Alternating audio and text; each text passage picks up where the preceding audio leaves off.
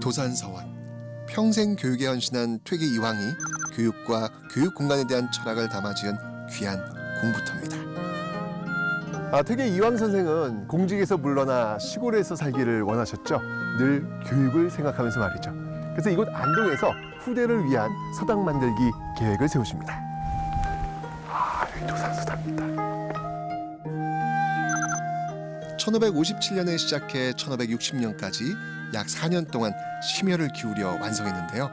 왕의 부름을 받아 궁궐에 있을 때도 도산서원에 대한 생각은 멈추지 않았습니다. 실질적으로 아주 위대한 어떤 교육자이시기도 하지만 네.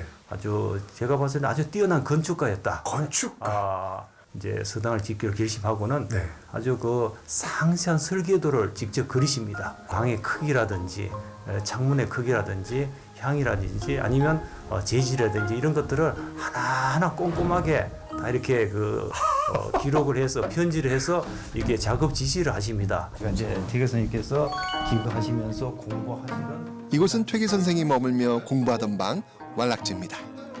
방 한편엔 약 1000권의 책을 보관하기도 했다는데요. 책을 보관하셨는데 여기에요. 예, 그렇죠.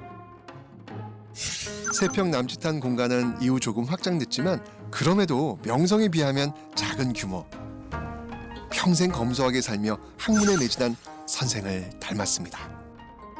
퇴계 선생님께서 직접 친필로 쓰신 글씨입니다. 산자는 정말 산을 닮아 있고요. 서당할 때 서자에 가로할 자에 보면 새가 한 마리 들어가 있습니다. 글자 하나에도 자연 친화적인 공간을 고스란히 담았는데요. 토론을 나누던 마루와 공간 사이를 잇고 늘 걸어야 하는 길, 철마다 피어나는 꽃과 높거나 낮지도 않은 적당한 높이의 쌀이문까지. 도산서원의 모든 공간엔 존재의 이유가 이름에 담겨 있었습니다. 건물을 사람처럼 여긴 겁니다. 매일매일 어떤 이름을 보면서 성찰하고 또 실천하는 그런 어떤 가이드라인이랄까 학생대 기관은 기숙사인데요. 제자들이 머물 기숙사도 마련했는데요. 무려 8칸짜리 건물. 자신보다 제자들의 공간을 귀히 여겼습니다. 아니 딱 봐도 여기는 굉장히 좀 작아 보이는데 소박하죠. 여기는 예. 오 이런 느낌이 딱 드는데 굉장히 커요. 학생들이 공부를 열심히 하라는 뜻에서 하늘에서 보면 이게 공부 공짜로 되어 있습니다. 우와 소름. 공간의 배치와 형태, 규모 등을 통해 교육의 참 의미를 일깨운 도산서원. 퇴계 선생님의 어떤 사상, 철학 이렇게 해서 온전히 담겨 있는 위대한 교육 공간이다 이렇게 볼 수가 있습니다. 이처럼 확실하게 지녔던 우리의 교육 철학은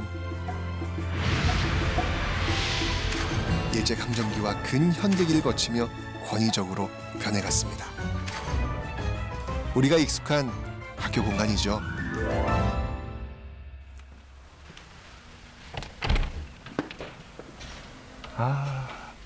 언제나 익숙한 공간, 네모난 공간, 그리고 앞엔 칠판, 뒤에는 게시판, 그리고 교탁. 네모난 교실 앞을 차지한 건 당연히 교탁과 칠판이었고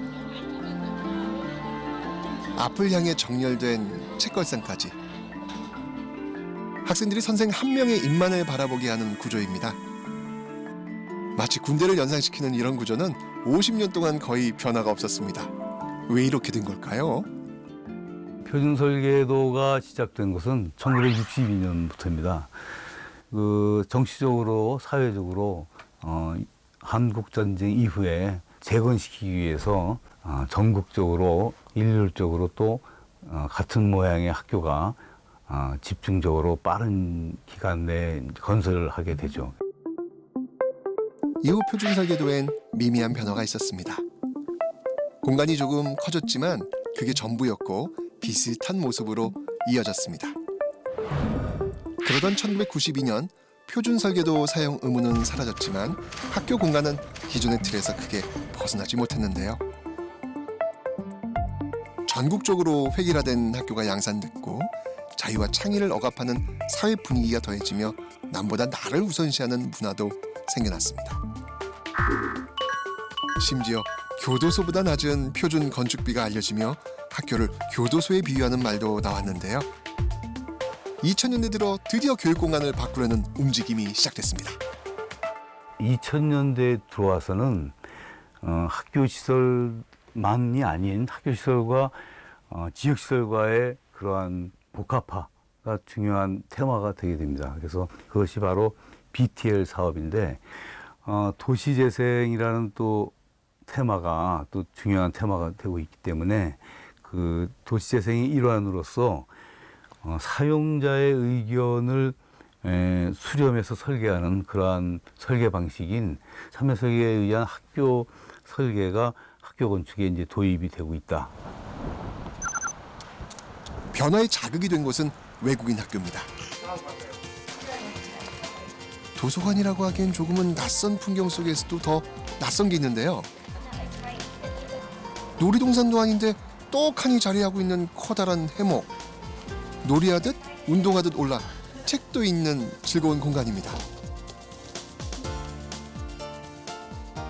I like the most in the library is the hammock space up here because there's a lot of places where you can just sit down and just start reading. 이곳에선 선생님도 학생들도 모두 자유롭습니다. 열린 학습의 장이지만 학생들의 시선이 우선입니다. A lot of the bookshelves have this mirror so that younger kids can look up and see the books and have visual access.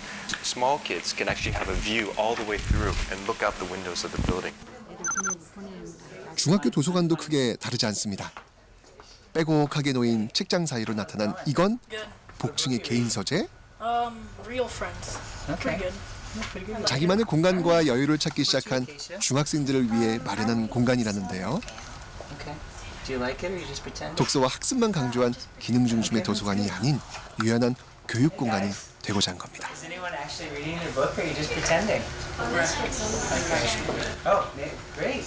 I think the main reason to have a library that excites children is so that they want to come. Reading is probably the most important life skill that we can share. So anything that we can do to help children come to the library, enjoy the space, be part of the set space, make it part of their lives, they will then take it on into adulthood. Books are the most magical. 아무리 좋은 공간이라도 찾는 이들이 없으면 소용없겠죠. 공간의 주인공을 행복하게 만드는 실험은 이후 본격적으로 국내에도 도입됩니다.